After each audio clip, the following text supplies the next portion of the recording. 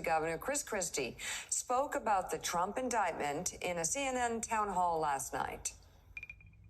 It is a very tight, very detailed, evidence-laden indictment, and the conduct in there is awful.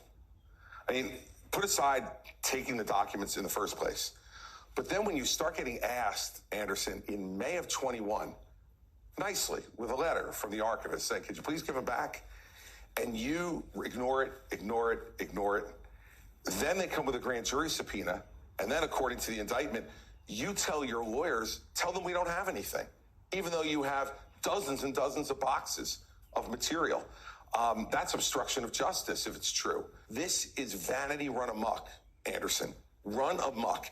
Ego run amok. And he is now going to put this country through this when we didn't have to go through it. I did this for 7 years in New Jersey. We did 130 political corruption prosecutions without a loss. What I can tell you for sure I know about that indictment is there's probably about a third of the evidence they actually have is in that indictment. There's a lot more. There will guaranteed be a lot more. When you're a prosecutor, you never put every card on the table before the trial. And so there's going to be a lot more. Don't be fooled.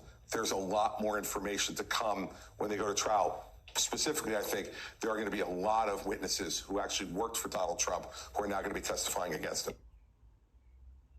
You know him very well. Yes. Why do you think he did it?